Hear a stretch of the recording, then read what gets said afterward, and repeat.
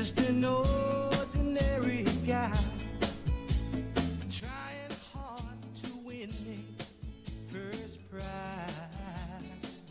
Oh, Candida, we could make it together. The further from here, girl, the better. Where the air is fresh and clean. Candida, just take my hand and I'll lead you. I promise life will be sweeter, and it says so in my dreams. The future is bright. The gypsy told me so last night. Said she saw our children playing in the sunshine. And there was you and I in a house, baby, no lie.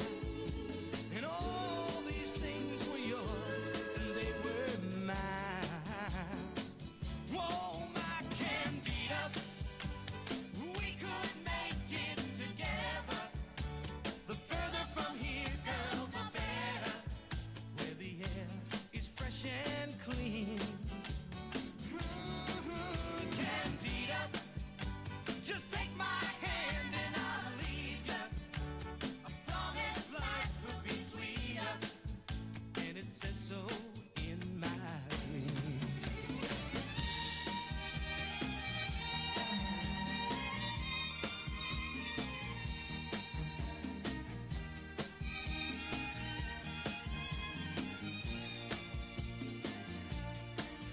And oh, who am I? Just an ordinary guy. You know I'm trying hard to win me first prize. Oh, my Candida, we could make it together. The further from here, girl, the better. Where the air is fresh and clean. Whoa, my Candida, just take my hand and I'll lead you. I promise the life will be sweet. Call now 2-346-750 or 2-346-751. It's Gold FM's Total Request Weekend. 93 or 93.2 FM, island-wide. The news headlines on Gold FM. Good afternoon, I'm Atik Rumi, bringing you the news on Gold FM. In your headlines, more fuel shipments arrive in Sri Lanka. The government needs to walk the talk, says the opposition leader. Group operation necessary to capture Iran nuclear plants, says John Bolton. Russia to ban gasoline exports. Former Nepali Prime Minister arrested.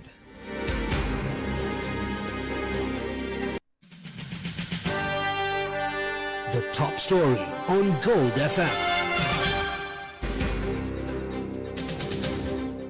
US President Donald Trump was not in favor of regime change in Iran in his first term, and it is surprising that he launched an attack. This was said by Ambassador John Bolton, who served as the National Security Advisor of the first Trump administration between 2018 and 2019. Speaking to Chamud Fernando during an exclusive interview at the exchange of Hero News, Bolton said that a ground invasion of Iran might be necessary to capture the nuclear power plants in the country.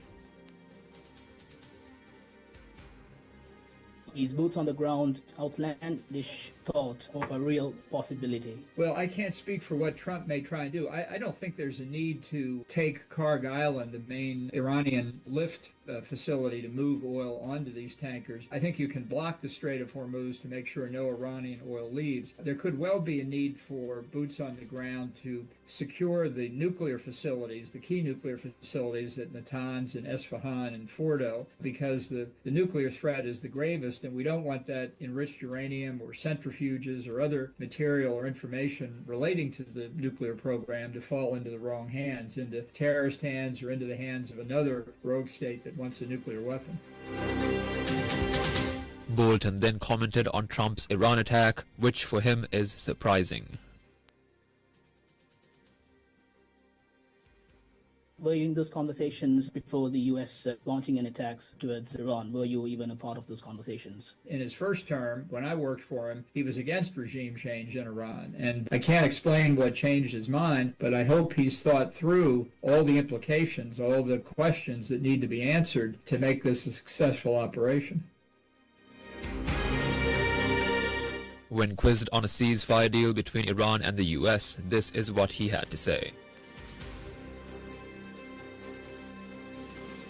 Is the deal likely, and or would Iran just keep going until all hostilities cease? Well, I'd be very surprised if there's a ceasefire agreement anytime soon. I think the regime believes it simply has to survive before Trump's attention span wanders. And I think that's one reason why it's important that we're helping the opposition inside Iran. I don't detect any sign that we are. It would be a big mistake if we're not. As far as an exit strategy is concerned, Ambassador Bolton believes that the Strait of Hormuz needs to be opened.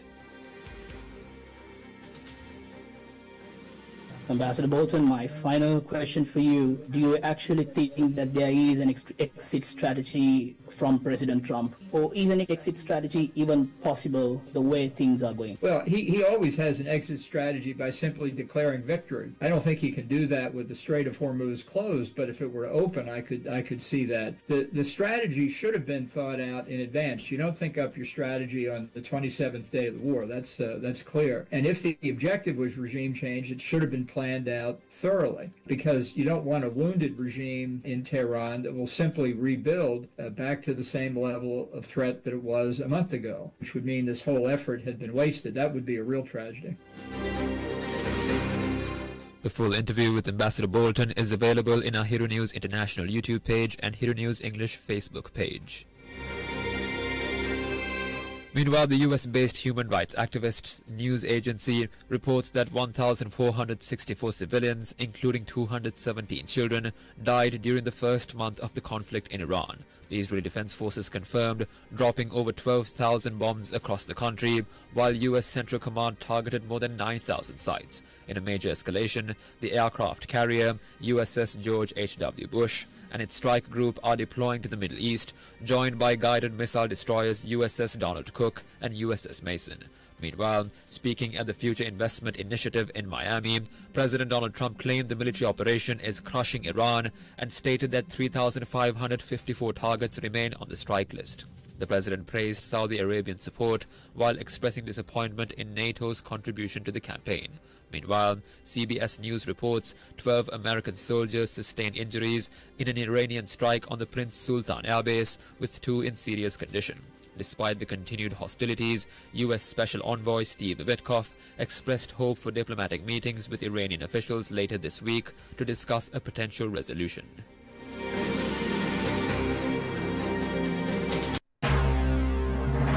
This is the local news on Gold FM.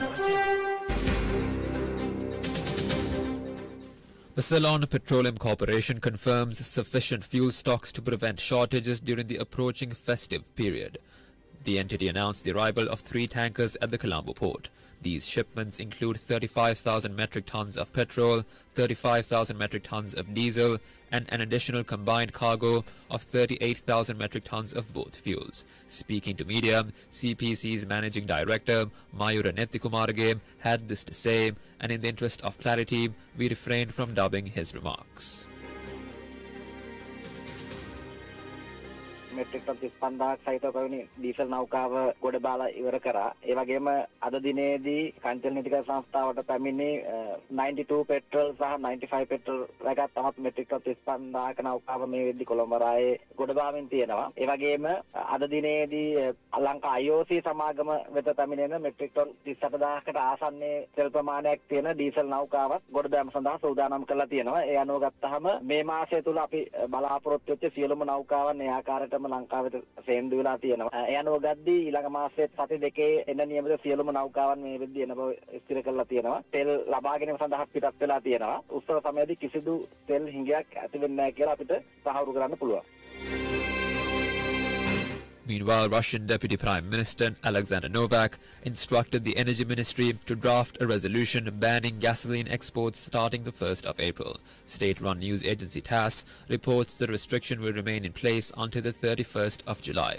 Novak attributed the decision to significant price fluctuations in the global oil market caused by the ongoing crisis in the Middle East. Despite the export ban, the Deputy Prime Minister noted that high demand for Russian energy resources in foreign markets continues to support the national economy. The move reportedly aims to stabilize domestic fuel prices and ensure internal supply during periods of global market volatility.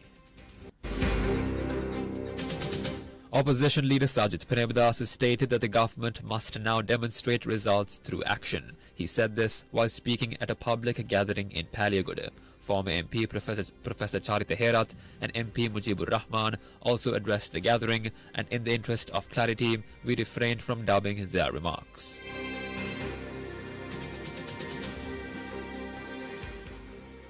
බොහෝ දුරට හෙටන්දිද්දම අපේ විරෝධතා මැද විදුලි බිල වැඩි කරන්න ඊට ඒ විදුලි බිල වැඩි කරන්නේ මේ ගල්ලංගුරු වංචාවේ හොරකම වහගන්න කරන හැම යෝජනාවට hina ගණන් ගත්තේ උද්දච්ච ආණ්ඩු ඒගොල්ලෝ හිතනවා හැම දෙයක්ම ඒගොල්ලෝ දන්නවයි දැන් මෙච්චර බරපතල ප්‍රශ්නයක් තියෙද්දි බදාදා දවසේ පාර්ලිමේන්තුවටත් නිවාඩු ජනාධිපතිවරණේ මොකද්ද අනුර කුමාර දිසානායක මහත්තයා කිව්වේ මොකද්ද JVP එක කිව්වේ බද්දු පිට බදු ගහන ඇමතිවරුන්ට නිලධාරීන්ට කොමිස් මුදලක් කරනවා ඔක්කොම ඉවත් කරනවායි වෙනමම මහා භාණ්ඩාගාරයට ගාන ඒකත් ඉවත් කරනවා වරායේ ගොඩබාන බිලටම තෙල් ටික දෙනවා කියලා කිව්වනේ මහජන උපයෝගීතා කොමිසමේ වාර්තාවේ කියන්නේ අප්‍රේල් ජූනි ජූලි කියන මාස තුනේ බලාගාර ගණනාවක් ක්‍රියාවිරහිත කරන නඩත්තුවට විශේෂයෙන්ම රාත්‍රී කාලේ අවශ්‍ය විදුලිය ලබා දෙන්නට බැරි තත්ත්වයක් නිර්මාණය වෙනවා මේ බාල ගල්ලංගුරු භාවිතයේ අද ආර්ථිකය සම්පූර්ණම තාම දුවන්නේ වික්‍රමසිංහ මහත්තයාගේ තෙල් ටිකෙන් රනිල්ගේ ප්‍රොජෙක්ට් එක අපේ වගේ පෙන්නන්න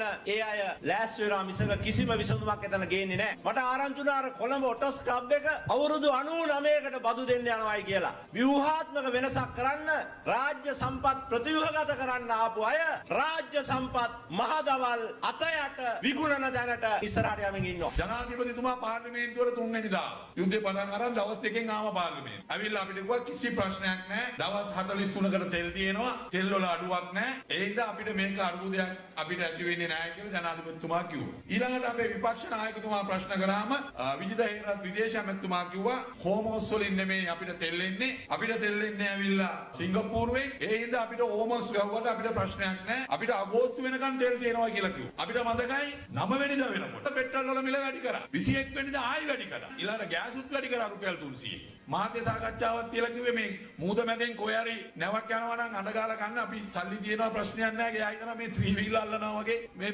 නැව් හරවන්න පුළුවන් කියලා පෙට්‍රල් ගන්න. දැන් හේන තමයි අපිට විජිත හේරත්ගෙන් අහන්න ඕනේ ද හෝමෝස් එක සිංගප්පූරුවට අරන් ගිහිලාද සිංගප්පූරුව හෝමෝස් එකට අරන් ගිහිලාද කියලා. Parliamentarian Dayasiri Jayasekara claims approximately 17,500 metric tons of year-old petrol remain stored at the Muturajavilla oil terminal. Speaking during an interview with Hiru News, he said that this long-term storage resulted in a financial loss exceeding 200 million rupees. He also commented on allegations levelled against the energy minister, and in the interest of clarity, we refrained from dubbing his remarks.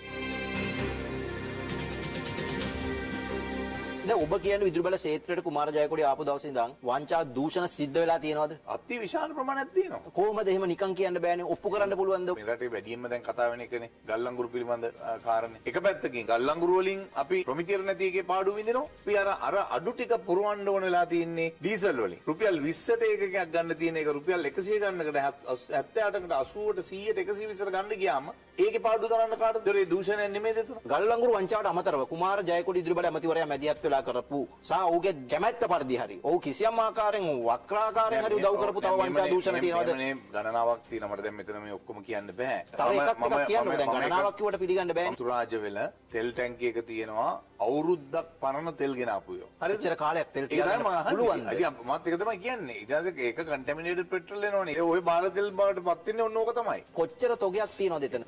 10500. බොර තෙල්ද ඩීසල්ද පෙට්‍රල්ද? ඒක petrol මට මතක හිටියේ. මේක 104ක් තුන්පාරක් වාෂ්පීකරණය වෙලා. කෝටි 20කට වැඩි එතන පාඩුවක් තියෙනවා. 31 කියලා ටැංකියක් තිබුණා. මෙට්‍රික් ටන් 17500කට වැඩි තිබිච්ච තෙල් ටැංකියක්. ඒ තෙල් ටැංකිය කැපුවා ඊයේ පෙරේද. කෑ ගැහුවානේ ගබඩා නැහැ කියලා. ඇයි එහෙම කැපුවේ? කපලා 6000ක තෙල් ටැංකියක් හදන්න. පිළිගන්න පුළුවන්ද දැන් මේ? එහෙම අඩු කරන්න පුළුවන් නම් අඩු දාන්න කියන්නකෝ මට. මුළු කැබිනට් එකම වක් කියන්න ඕනේ මේවට. මෙයා හොරකන්නේ. තෙල් මිල නැවත වැඩිවීමක් වෙනවද මේ දැවැන්ත විදිහට? අනිවාර්යෙන් වැඩි කිරීමක් කරන්න වෙනවා. දැන් මේගොල්ලෝ මිල සූත්‍රයක් දාන්නේ නැහැ. ඉතින් මිල සූත්‍රයට අනුව තුන්පාරක් මේ තෙල් වැඩි වෙන්න දෙන්නේ නැහැ නේ මාසෙකට. ඒගොල්ලෝ දේවල් වැඩි වෙනවා අපිට හිතා ගන්න බැරි විදිහකට කන්ට්‍රෝල් එකක් නැහැ. අද අවුරුදු කන්න මිනිස්සුන්ට අද කවුද බලන්න මිනිහෙක් පාරකට බහලා එනවද කියලා. Now for some news in brief.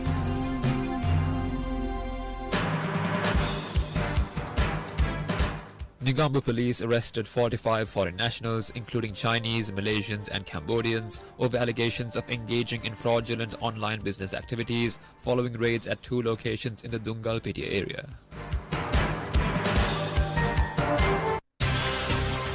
The business news on Gold FM.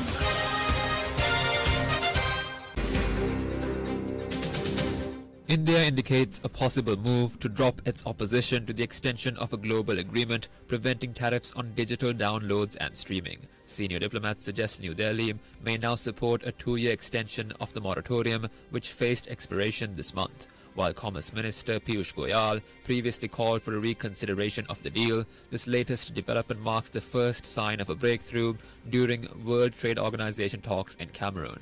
This agreement remains as U.S. Trade Representative Jameson Greer continues to push for a permanent ban rather than a temporary fix. Business leaders warn that lapse in the agreement could lead to new duties on cross-border digital trade, impacting major tech firms and global supply chains.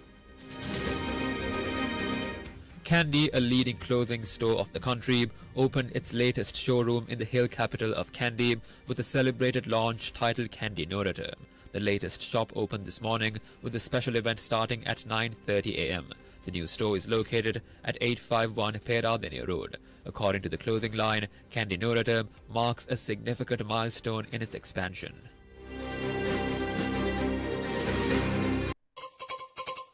International news on Gold FM.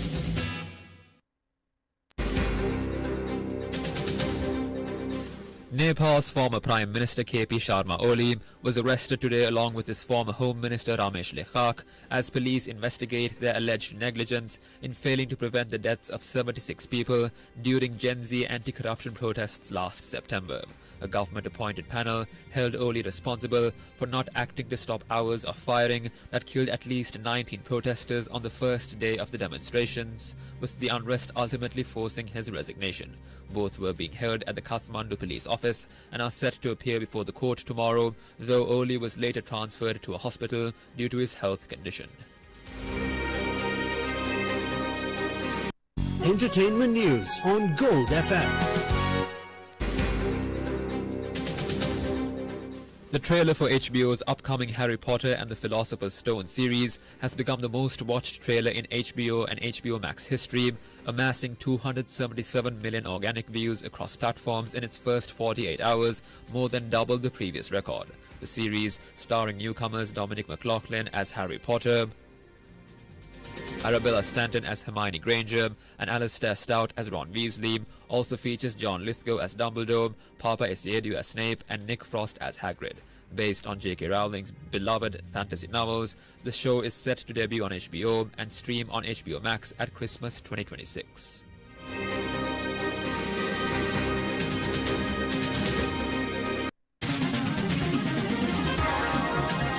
Sports news on Gold FM. Trinity College Kandy faces Wesley College Colombo today in a highly anticipated semi-final clash of the school's rugby knockouts. Tomorrow, Royal College Colombo meets defending champions Isipathana College in a high-stakes encounter to conclude the semi-final round. Hiru Media Network, including Hiru FM and Sun FM, serves as the official media sponsor for the tournament.